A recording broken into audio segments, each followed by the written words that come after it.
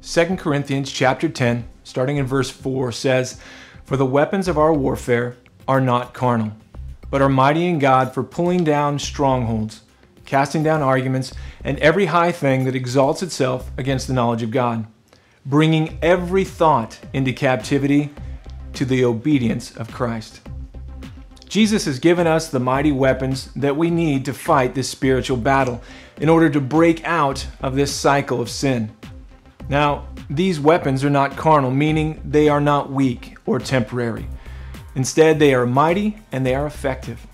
Now, first, of course, we must come to Jesus Christ and give Him our lives in order to receive these very weapons. Some of the most powerful of these weapons are the indwelling and the empowerment of the Holy Spirit, who then gives us the ability to read, understand, and apply the Word of God, the Bible. And then, last of all, the prayer in Jesus' name. These are mighty and effective weapons. Most of us would say, well, I know they are, but I pray and I read my Bible, and honestly, I'm not seeing much change. But I think the biggest mistake we make is when we start the fight.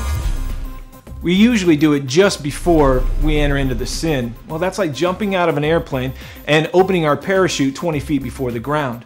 These weapons are mighty and powerful, but they must be used in the right time. And that's not down here. It's up here, before the desire can lead us astray. We're told in 2 Corinthians 10 that these weapons are so mighty they're able to bring every thought into captivity. Our greatest hope for victory is that we would employ these weapons on the battlefields of our hearts and minds before our desires can lead us astray. Now, it's important we also understand this isn't just about removing something where we sit there and say, don't think about that, don't think about that. Of course, that's all we're thinking about. Instead, we are not just to remove, but to replace those things, to put off the sin and temptation, and to put on Christ. Philippians chapter 4, verse 8 says, "Finally, brethren, whatever things are true, whatever things are noble, whatever things are just, whatever things are pure, whatever things are lovely, whatever things are of good report, if there is any virtue, if there is anything praiseworthy, meditate on these things." Not just taking our thoughts captive, but replacing them with those things which are above, and then meditating upon those things in our lives. Now, we will talk about the importance of God's calling and direction in our lives for that very purpose. Right now, most people would be asking, what do I do with this desire? It's something that's really important to me. I don't just want to give it up.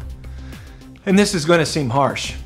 But Colossians chapter 3, verse 5 says, "Therefore, put to death your members which are on earth." Even good desire can lead us astray, and if it does, it must be put to death. Well, how do we go about that? Here it is.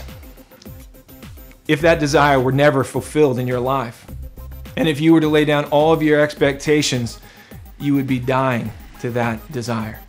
Now that seems hopeless, but understand that when we do that, it can no longer lead us astray. And this is where real faith comes in. Because Jesus knows the desires of your heart, but He also knows the best way to fulfill them and the right timing to fulfill them. So here's your assignment. What is that desire, or what is the root of that desire that you must trust God to fulfill? And what does that mean for you? The second part, what changes do you need to make in order to die to that desire? And third, what are some practical ways that you can better employ the mighty weapons that you have been given?